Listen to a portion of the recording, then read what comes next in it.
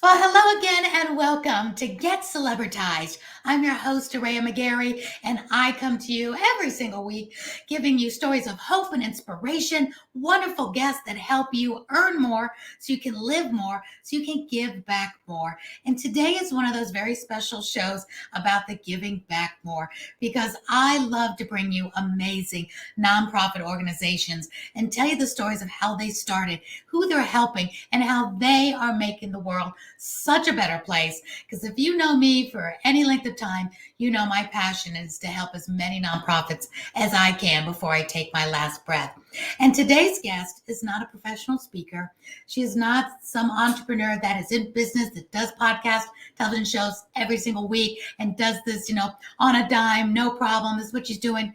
This is a real life mom who doesn't normally come on camera to tell her story. So she's coming to tell her story because I've asked her, knowing that you all need to know her. You need to know her story and what she is all about.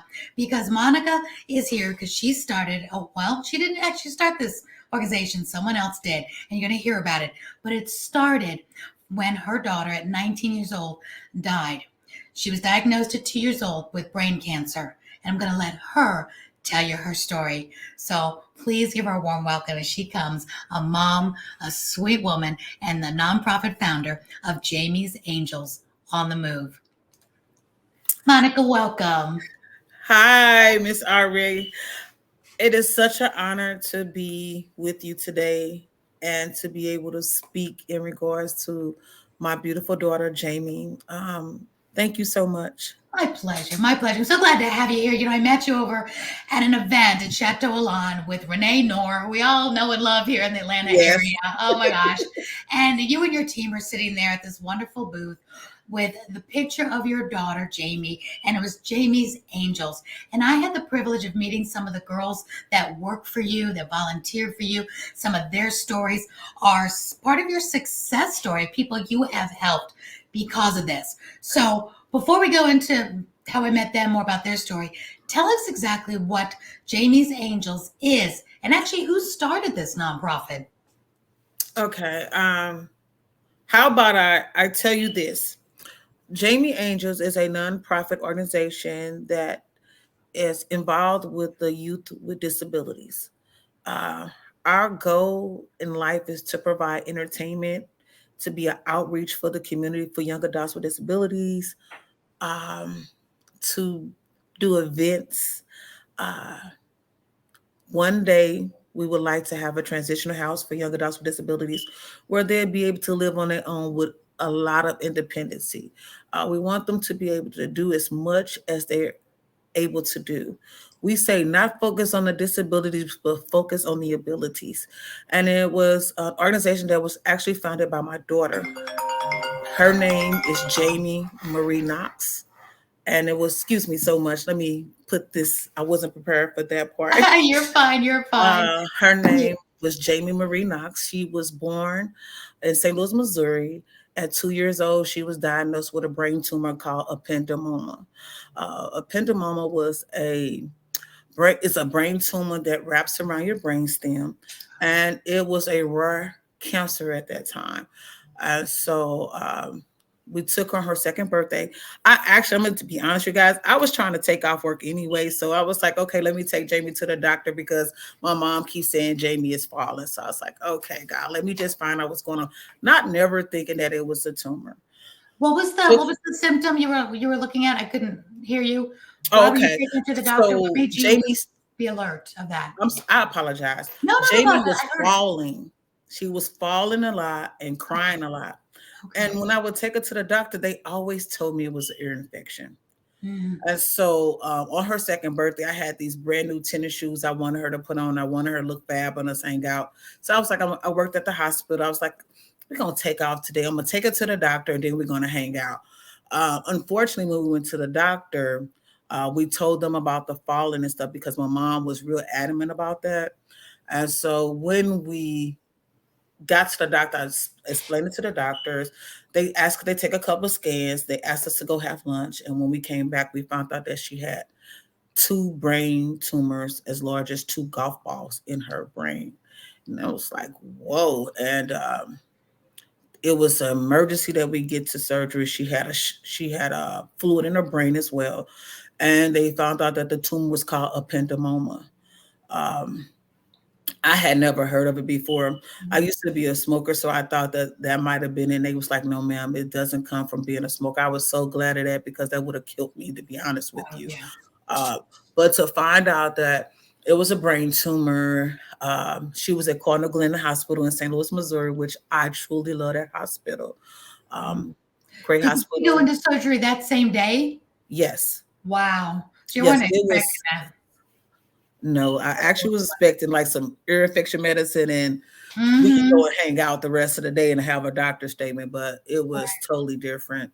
Uh, Monica, I know you're a woman of faith. So how did that impress your day when all of a sudden you think you're going out and having a girls' day with your daughter? The next thing you know, she's going into emergency surgery for a brain tumor. How did your faith intertwine with that day? well, I will tell you this: the good thing is that I do know God, because between me and her, I was married to her father, and so we both were together. I was scared. I was scared of the diagnosis, but I knew God. And my faith was real big at that time, and so I just knew whatever was God was going to fix it. As far as my husband at the time, he didn't have as much faith as I, so he was a little bit more nervous. So I had to encourage him that our best way is to continue to pray. So we prayed. We got our friends together, and our friends we prayed. We had like maybe 20 people in the hospital at a given for the first week or so. The doctor, he was so awesome. Dr. Pittman, he's in Mhm. Kentucky now, but he was so amazing. He was Wonderful. so amazing. Jamie had 22 hours in surgery, and that was very intense. I mean, Of course. it kept me on my knees praying, and I had two other kids that needed me as well. Mhm. And so at the time, I had to get somebody to help me with the two kids while we were at the hospital. But How long was she in the hospital for? she went in the hospital on her second birthday, October the 9th, and she didn't leave out the hospital until January the 6th. Of Wow. 19, it was 1998, her second birthday, 1999, January the 6th. She was released on hospice. Oh, wow. What was her diagnosis, her prognosis at that time? Because I know the doctors are It, many times wrong. well, the first thing was to get the tumor out Hmm. and to make sure that she had a shunt placed in her head so it can keep the fluid from draining in her brain. Um, while in the process of that, she had a couple of seizures. And so that kind of set them back a lot. And she wouldn't eat. She had to go straight to chemotherapy. She never had radiation until she went to St. Jude's. Um, 2 years old. Wow. You just think, I know so many adults, myself included, have been through chemo. It is not for the faint of heart. And just to know that, children have to go through it, and 2 years old. And, stay in the hospital so many months. But her diagnosis, what did they tell her that what was going to happen? Because she kept keeping on, and she's the one that started this nonprofit. And I want you to tell us a little bit about how that I, started from her, because she's a go-getter. That brain tumor didn't I, stop her when she was I would say this. When we got ready to bring her on home, they wouldn't expecting her to live no more than a couple of months, to be honest. okay. But God had bigger plans, just flat out. Yeah. And He I was able thank to Him, find to her. God be the glory for that. We actually did a baptism in the hospital on that Friday. And so I have a picture actually of when she got baptized. She had on her Christmas dress because she didn't get a chance to wear it. It was red and white. Aw. And my mom was with us, and it was really simple. We just asked God to give us strength. I had went to several funeral homes getting ready to make funeral plans, and Oh, I can just said, you know what, my daughter ain't dying. good for you. So I asked them to just go ahead and let me take her home. A couple of my friends, we got her room together. I had hospice nurses coming in them. I was already a CNA, so when they showed me how to do NG tube, I was like, you don't even got to come today. I got it from here. Okay. And so they talked about Make a Wish. We took her to Make a Wish so she could be able to go to Disney World. So we did that, but we had to wait till she was close to 3. So while Why did we you wait were, till she was close to 3? because when you do Make a Wish, you have to be at least 3 years old 3 at years that old. time. Mhm. So At least that's what you're we were told. so you're home thinking you're preparing for her to lose your daughter. You're doing Make a Wish. Hospice is there, and you're still caring for her though now more so than the hospice because you have experience with this. You said you were a nurse. Is that right? CNA, a certified nurse assistant. Okay, I heard the initials, wasn't sure what they were. Okay, great. So you're thinking, I got this, but you're still going through the paces as if you're about to lose her. So where did the turn take place? You realize she's not going anywhere anytime soon. She's 3, she's doing good, she's at Disney. Where was that turning point? I would say it was just God. Was it when she was 4 or when she was 5? You realized, She was close here. to being 4.5 Okay. when she was only on hospice. This is how good God is. We got home in January. I had all the therapists coming to still do range of motion. See, I didn't want to give up. Even though she was on hospice, I still wanted her to have everything, every opportunity that she could have. Her father had good insurance. So we was like, hey, bring it on. We had United Bring it Healthcare on. at the time. We had this beautiful therapist. Her name was Miss Deborah. And she said, I know somebody at St. Jude's Hospital. Maybe you might want to take her there. I was like, look, I will take her anywhere. And so we actually got a chance to go to St. Jude's in April of 1999. And so I think that's when things start changing. God had Why? What placed was us so good with about Miss St. Deborah. Jude's? For anybody who doesn't know what St. Jude's, we hear the commercials. What made that such a great decision? For me at the time, it's because I wasn't giving up. And whatever opportunity I had to fight for her life, that's what I was doing. That's just first. Did they have more The cutting second, edge, cures? Or they have a better diagnosis? I didn't know it at the time. All I knew was that it was an opportunity for my daughter to possibly stay with me. Okay. And people was like St. Jude's, but when I went to St. Jude's, it was totally different. When I got to St. Jude's, I got there in April and I met Dr. Sanford, Dr. Mulbauer. They were a part of Labana Hospital, and Dr. Warner. These are all great doctors. And this is what I'll say about St. Jude's. They are connected with the best of the best. That's what I've heard. Uh, my doctor, he was like, look, we want to give her radiation. We believe that she can beat this thing. She still has a little residual tumor left. Let us do some radiation. And they was telling me about how her neck was had issues with her neck because her spine, basically. Thank you, God. It was her spine. Her spine was kind of curved from all the surgeries. So they wanted to do a halo on her. And so after talking to those doctors, because sometimes when you have a child that is sick, a lot of doctors don't listen. Why is that? I just think they just automatically just go into professional mode versus caring mode. And I Don't they felt know that so nobody different. knows more about the child than the mother? I mean, the mother's intuition, the mother knows that child better than anyone. It would behoove them to listen to every word a mother and a father says about their child because it's like your own body. You know when something's not right or when something does have hope. I would say when they did it, they sent us back home. They did the tumor, they removed everything, and they sent us back home for about a week or two. So I had to pick my beautiful daughter up with this halo. I don't know if you ever heard seen the halo like on your Yes, I head, have seen those. and people be looking like, but I was walking proud because Mm-hmm. she's still alive. I was just like, Amen. hey, Amen. I'm not ashamed. I am not Good for you. embarrassed. I You're so didn't proud. raise my daughter to be embarrassed, but she did not like eating because of all the stuff that she had going on. Oh, of course. So I found out she liked ketchup. I put ketchup on everything I could Do put it. ketchup That's a on, normal girl. kid. That's a normal little girl. I put ketchup. I would say this when we came back, we got ready in May. We came back right before Mother's Day in May, and God was working miracles. It was like a apartment fire, a fire where it was kids that were actually um, had issue with smoke ventilation. I guess you can say that. And so Smoke it was like inhalation, yeah. my daughter was ICU. Their kids were in ICU. we all prayed together. See, that's how God worked. We just Mhm. got to praying together, okay? Amen. And when we was praying together, my baby had surgery for like 15 hours. They took the rest of that tumor out. Good. And she just looked at me, and I knew from there that we were gonna be all right. We had a lot of different things that we had to face, but I knew we were going to be all right. And so I just kept on going through every treatment we had to go through to Good for finish you. up her radiation, her endocrine.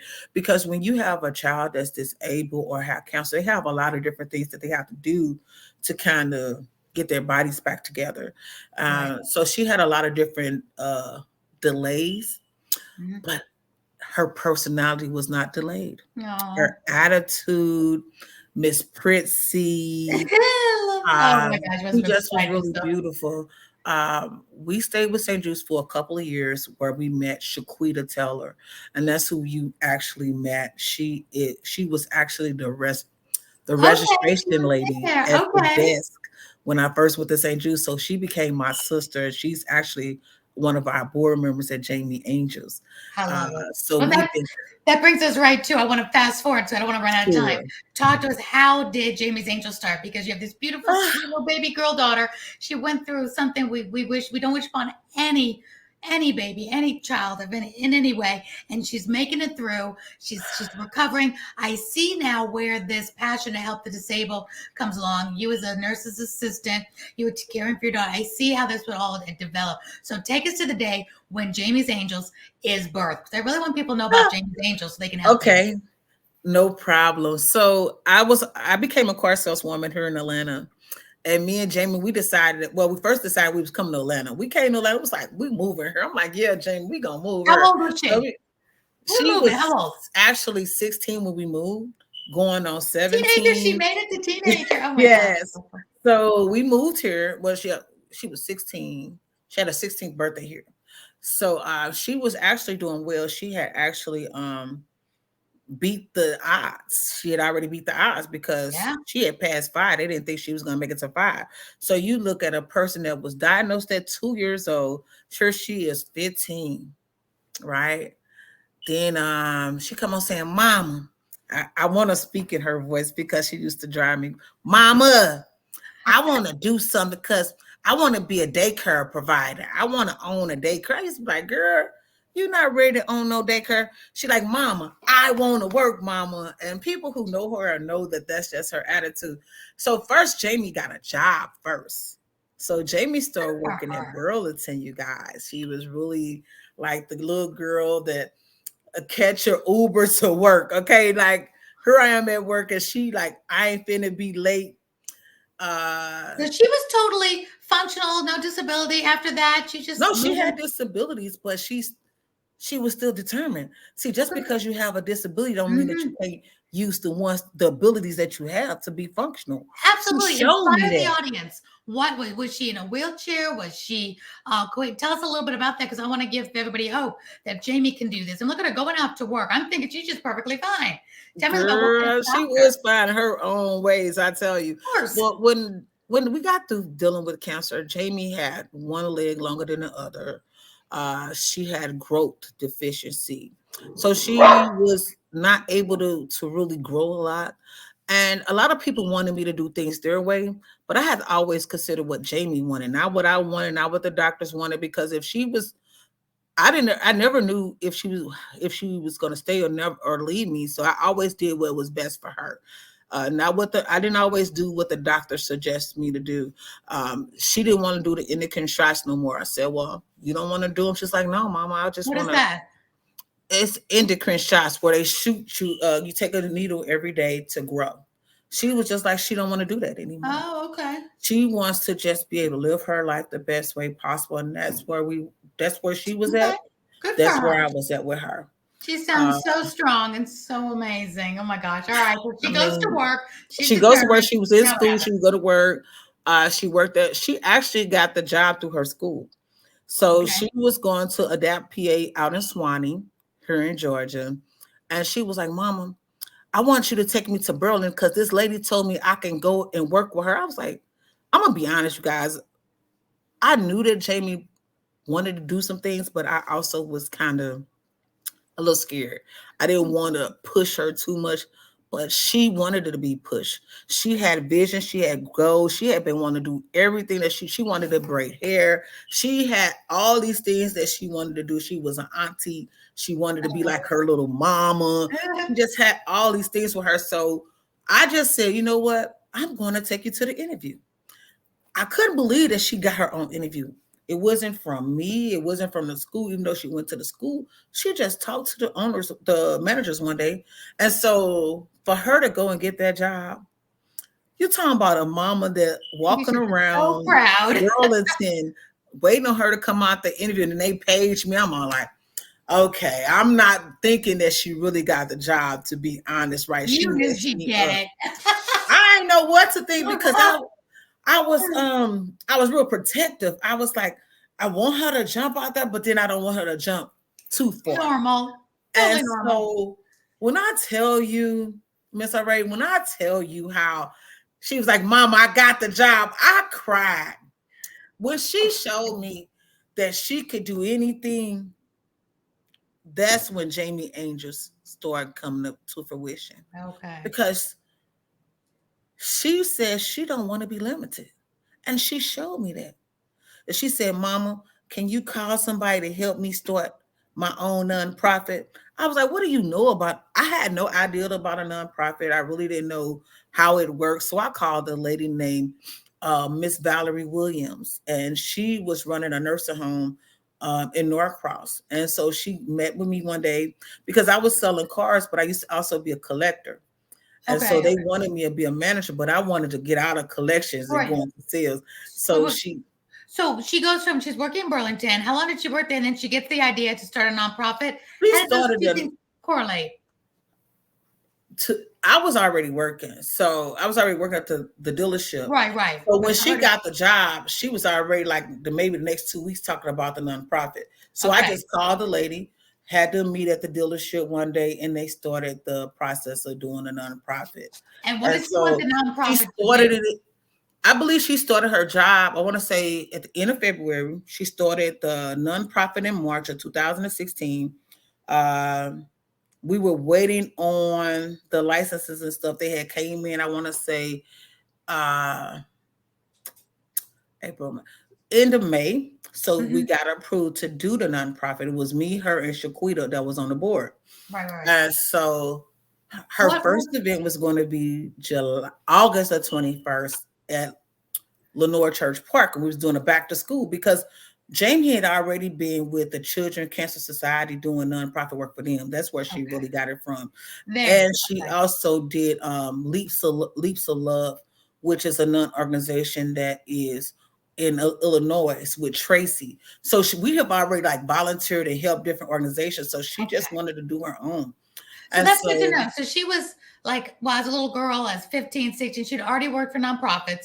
She's already gone through her experience with hospitals and beating the odds and seeing you care for her care for us. This is really important for the viewers and listeners to know about because it shows how you can turn your own circumstances around to something even better. And because you're going through seemingly bad circumstances, it could actually be a good thing and used for good. So she didn't just wake up one morning and say, hey, I think I'll start a nonprofit. It's coming from all these experiences, watching her mama as well, caring and doing for others. And bring that up. And now she has her own. She's 16 years old, starts her own nonprofit. And tell me in a nutshell, because I don't want to run out of time. I love it. That's your board with her. Let me run this to you right quick. Please do. She was a Girl Scout. So Jamie was a Girl Scout. We was at Beaver Ruin Church. She was already in outreach. So Jamie always was moving. She was always doing something. So it was like, it made sense for her to want to do stuff in the community. I just had to share that because I'm very proud. You should be. I have a daughter that they didn't think was going to make it to 5. She made it 17 more years. She started her own organization. And I'm going to be honest with you, when she passed away, her vision passed away with her for a while. For a while, but not forever. Before we go into that, where it's going, where that vision is, tell me exactly, what does Amy's Angels do? Who do they help? Tell us in a nutshell what this nonprofit is all about. Right now, we help the community. How do you Right help them? now, we all about the community. We have a few young adults with disability that were her friends. They came into this organization with us to help us to be able to encourage other young adults like them and to just help the community right now. Our goal is to have a opportunity for a day program, which we're working on for next year, and maybe in 5 years, a transitional house, because Jamie always wanted her own place. She didn't care about because she was disabled. She still wanted her own independency. And a lot of young adults, they want that. They want to feel like maybe I might not be able to walk everywhere, but I can still live my own way. I can call Yeah, my own shots. I don't want to go mom for everything. My daughter wanted to get married. of She had a course. boyfriend. And Oh, that was a lot for me, oh, okay? I'm She sure. had a boyfriend. His name was Nicholas. And I mean, like, Oh, my when God. she wanted to move out. That's how serious she was. She's like, when I graduate, I want to be able to do this and that. That's why I'm getting my job now, because me and Nicholas, we're gonna get married. Oh, I I have to normal say, life. I love that. A looking at normal life. her, she proved me wrong of being scared. A lot of us parents, we always worry about our kids, Yeah, of especially course. when they have disabilities. It's hard for us to let go. And she encouraged me. She showed me that they want to thrive, and it's our job to help encourage them to thrive. And so whatever I can do to encourage any young adult to drive, that's where I'm at. So Jamie's Angels is about, you say helping the community, but it's really specifically helping the disabled community. Is that right? And I know you have some back Yes. to school specials. I was looking at your website and I have it here. It's really well done. And I'm looking at programs that you have right now. And you have transitional housing, which is going from, like you said, if Jamie wanted to move out, it would have been that transition. And then you have back to school giveaways, and you have so many cool things, feeding the families for Thanksgiving. So, talk to me a little bit about what's going on right now and how we can help. Okay, so right now we're working on fixing the building up so it can be ready for a day program for young adults to come and sit in the daytime after school, or if they don't go to school, they can sit there till like 7 or 8 o'clock, which allow their parents or caregiver to do whatever they need to do, and we can offer them opportunities and pay the staff as well. Is this for We want disabled young Yes, adults, you're we saying? wanna Okay, this be is able, so we don't we good. wanna be include we wanna be able to include everyone, but we Hmm. wanna be able to actually cater for our young adults with special needs. We wanna be inclusion to everything, but we And wanna they make need sure that. that we have opportunity for our young adults. They don't have a lot of places to go. They don't have a lot of safe places to go. We wanna be able to be a resource to them, to resource them out to people who, if they need therapy, they need counseling for something, if they need transitional housing and we're not ready to do it yet, then we can help them with an organization that can, like the Hope House. We have we try to surround ourselves with different businesses and different opportunities for our young adults while we get ready to cater for them, because I do believe God is going to make it that we do have a transitional house for them.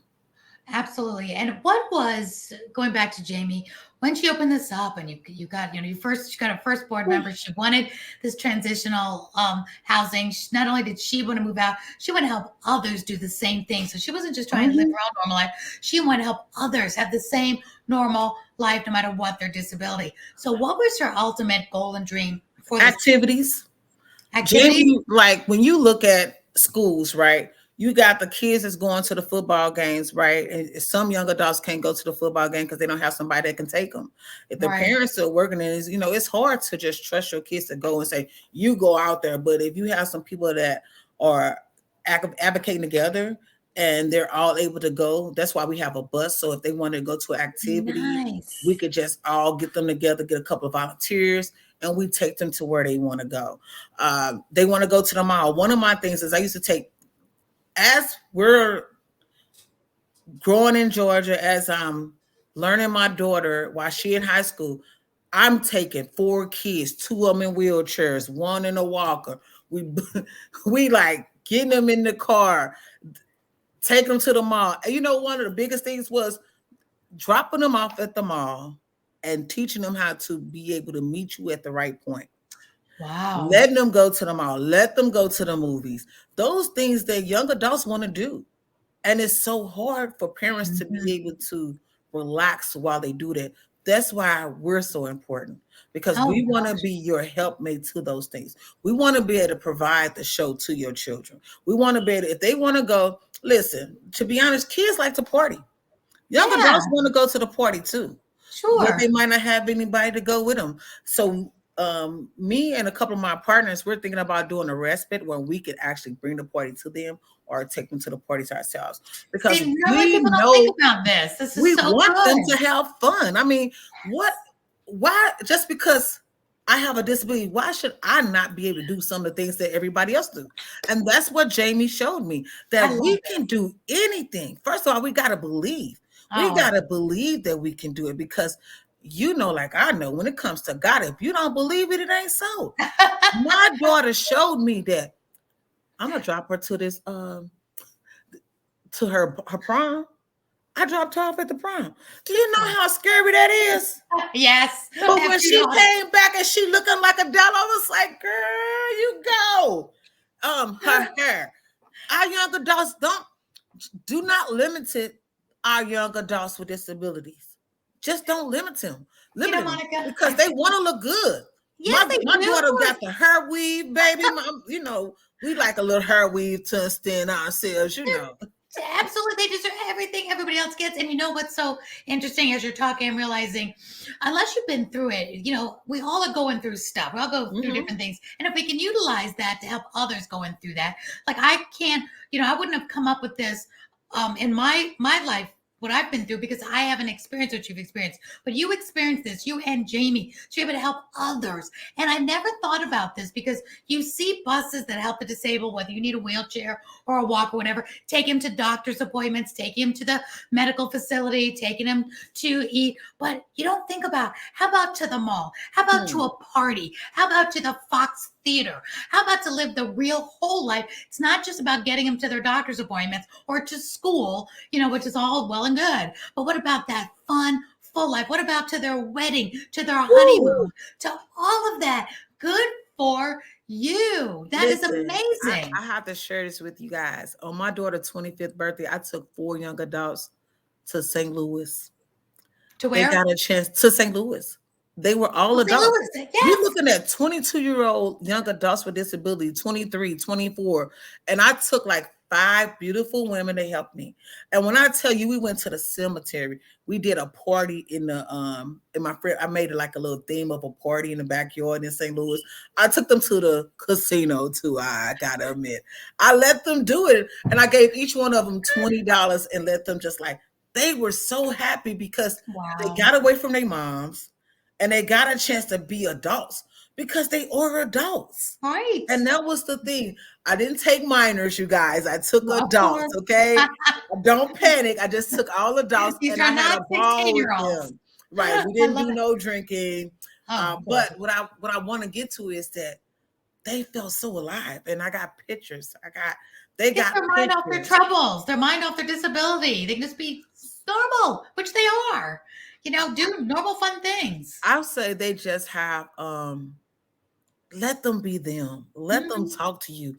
If you have young adults that have a little bit more restraint, find out what they like. Give them what they need so it can help you too. I have a program called Steam to Blow, and we do it once a year. And it allows parents, because you gotta look at this. Parents have a heavy load. Yeah. Especially a lot of mothers are single mothers with young adults with disability. Yeah. I was one. I became one. And Yeah. so it's heavy for them. So we do this um, vision board. And what happens is we see what the parents see for their children, because you got to have a vision. So steam to blow is about blowing up steam, letting it all out. I'm going crazy with the kids.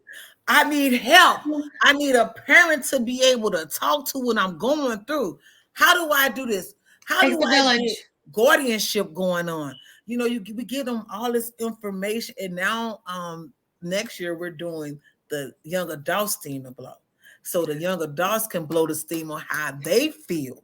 Okay, because they be tired of their parents. Some of them want their check too. Okay, I mean, you just don't know when you talk to them. You be like, really? So yeah, It I comes back love with working with the young adults. And I love that you do that. And I love that it brings back to, our minds that it takes a village. We need each other and we need to be ourselves. We need to be with our own age group. Moms need to be with moms. The kids, the young adults need to be with their peers. And we all do need each other. We can't sit home alone and feel like it's only us, because it's really easy to happen with any teenager, with any parent, with any raising kids. Never mind if you have extra obstacles on top of it or challenges on top of it, and you can feel alone and overwhelmed and just sit home, because it's easier to sit home than try to get into a van and do something when it takes extra effort, and it can be exhausting, especially if a parent works full time. So the fact that you're doing this and bringing this community together is so amazing. I hope everybody will check out jamiesangels.org. It's incredible. And I have a question for you, Monica. I'm a huge animal lover, and I've done many shows and events where I've honored animal caregivers that have service dogs and service animals. Do you ever incorporate a service dog in the lives of some of the young adults? I haven't had an opportunity, but I don't think that it's something hard that we wouldn't be able to do if it fit the young adult that we meet. I believe that I haven't met that young adult yet. Right now, I'm actually training with autism right now. I'm learning how to be able to do sensory things with young adults with autism, because a lot of autism young adults, they deal with hearing. A lot of hearing it's hard on them, a lot of noise. So we're trying to come up with an idea to do something with them. But if God ever put me in a position to need or have someone to need a service dog, then I would definitely.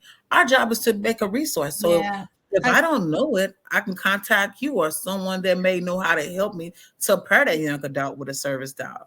Because I'm really big advocate in the world of animals and therapeutic horses and therapy dogs, because animals do so much to help not just anyone with a challenge or disability, but all of us. But even more so, they're so in tune if a child's got disabilities, and they're so good with people. I mean, God, dog is God spelled backwards.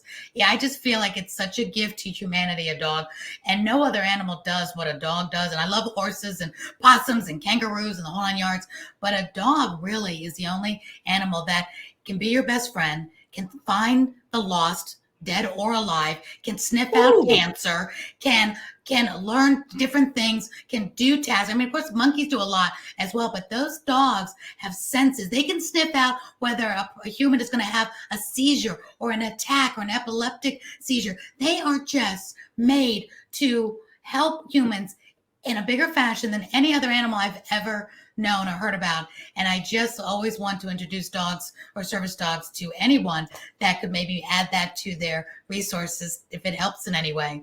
I appreciate it. Let me say this. Before Jamie passed away, she had a dog called Hazel after my mother, okay?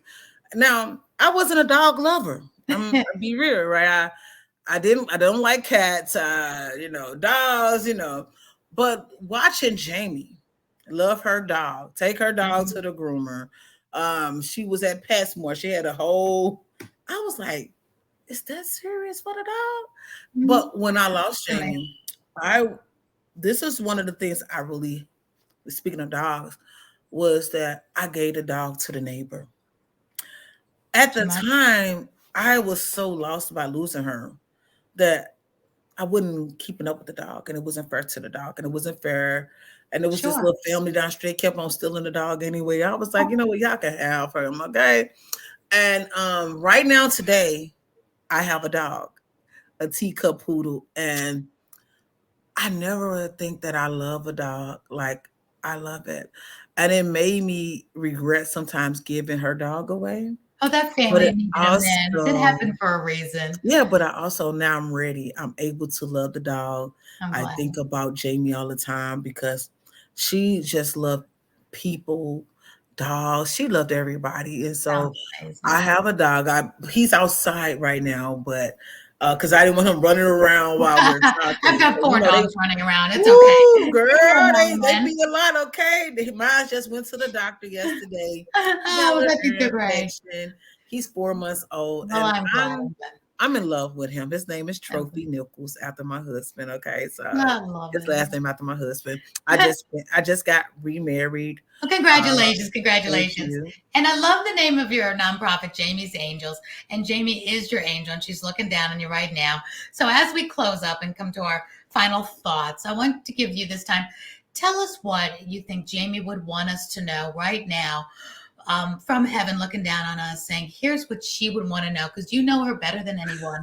Because I want people to really look into Jamie's Angels, whether you need Jamie's Angels or you know somebody who might. I believe word of mouth is a wonderful thing. So what would she tell us? Because I'm not going to ask you what your legacy is. I normally ask all my guests, what is your legacy? Your legacy, you just told me your entire legacy is Jamie's Angels and your daughter's life. You're living the legacy of your family, your daughter. So either tell me that or tell me what you think Jamie would want us all to know right now in these last few minutes. I believe Jamie want me to know that she's happy and proud. That she's definitely proud that I got the guts to just pick up where she left off at. Her vision, not mine, is to be able to cater to young adults with disability, allow them to have ways to maneuver, get outside, to be able to network with other young adults that don't have disabilities. She don't want to be excluded, and she doesn't want us to exclude anyone, whether you have a disability or not. She wants us to provide good services with love and kindness. She wants us to be able to take our time and do it right versus rushing and getting it wrong. Her goal would be, which is now my goal, is just to provide outreach, community service, activities with the love of God in her, just to be honest with you. And if you can help us by donating food or you're volunteering to help service the families, or you have ideas, or maybe you have education in a area that we may need that we're learning on. Um, if you want to be able to be um, a person who donates and teaches, help some of my young adults get their GED, because a lot of them didn't get their GED. They just completed high school. And that was one of the things that Jamie was determined to do. And she was almost there. We want to be able to fulfill our young adults' dreams as much as possible. We can't do it all, but we can definitely try. And that's what I'm looking for. People who are willing to go that extra mile to help them and to encourage them. If you're a counselor, you have resources on therapies, let us know. We just want to be able to provide services um, that we know that they need, not for us, just for them and their parents, because we have to help the parents in order to help them. Right now, my vision in the next couple of months is to set a little area up for parents to do like job searches, like a business center. I want the parents to be able to come use the computer to print out and try to search for a job for maybe an hour or two at a time, because we know that it's rough out here, and it takes the one thing, it takes love, it takes teamwork and compassion to be able not just move the genre of disability, but for all of us. And so that's where I'm at. And I believe that's where Jamie at. I love Love to teach and give a person a hug, because she's a hugger. So she's like, Aw, hug, thank mama. you. She's a I love hugger. that. So if you have somebody around you and they're going through something, give somebody a hug. Tell them Amen. you love them. Yeah. Share the love. That's what I say. Just my job and my assignment is to share love to the people. And And what area are you in? I know people can give from all across the world, obviously, because this show will go everywhere. But I know you're local to me because I met you locally. So what area are you in? If you could use some in-person help, like bringing food, what area are you in? Lawrenceville, we're in Oh, Lawrenceville, Georgia, and November the 18th. This is our 5th year, everybody, that we'll be feeding families in Lawrenceville. And so Georgia. I'm so excited because I got another nonprofit organization. We're working together to try to actually, I was doing it a lot myself, but I have people now that's like, hey, I'll bring a couple of groceries so we can feed the community. And we're also going to do a movie night in the backyard. We got this big old TV thing and they want to do it. So come out, hang out with us. If you got an idea that you think may be fun for our young adults, let me know. Let's get the schools involved. That's all I have to say. That's great. I want to be Jamie Angels, and I would like to be a help to the community, and not just in Lawrenceville. We plan on going a little bit further, but You we will. we allowing God to move for us, and not us move before God. You're doing it. You're living your legacy. You're living the legacy of Jamie. You are such a mother on a mission. I'm so proud of you. I'm so glad to know you. And I'm Thank glad you gave so many different ways that people can tap in to help you. jamiesangels.org. Check it out. You can even just praying for them. If that's all you can do right Yes. now, that she'll accept the prayers.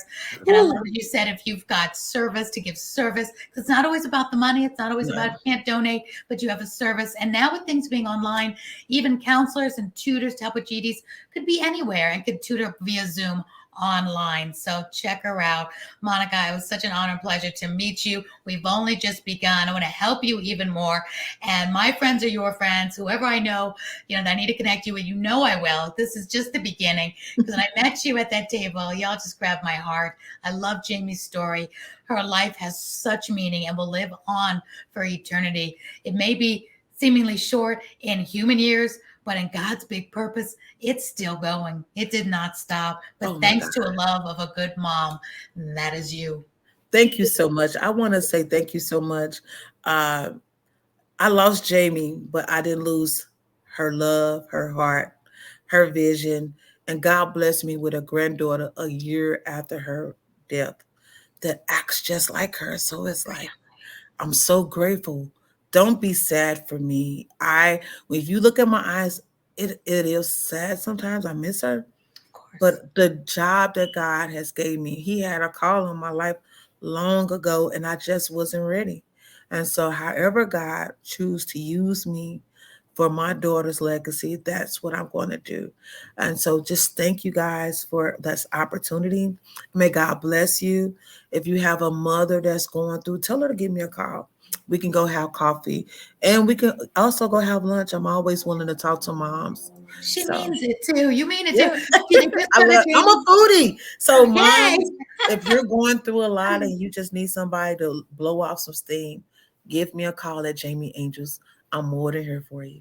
You have your contact information on jamiesangels.org? Yes, ma'am. Wonderful. All right, we'll put it in the description. Make sure it's everywhere.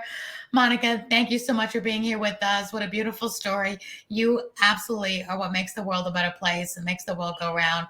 Keep on doing what you're doing, and I'm here forever to help you in any way I can. And I hope so many people will see this show and tap into you and call you and blow off steam with you and Yes. speak to you and pray with you, donate to you. And the holidays are coming up. We're doing this in the fall of 2023. Holidays are coming up. I hope we get a whole bunch of wonderful donations to feed families this time of year. I know I want to help as well. So thank you, Monica, so much for being here with us on Get Celebritized. You are the biggest part of my heart, of my show, when we talk about earn more, live more, so you can give more. This is one of those episodes. Give back. Here's a wonderful place to do just that. jamiesangels.org. Thank you for being with us. Thank you, Monica, so much as well. Thank you. Till Have next a blessed time. day. You too. Bye-bye for now. Bye for now. Thanks, Miss Renee. Woo! Renee Noor.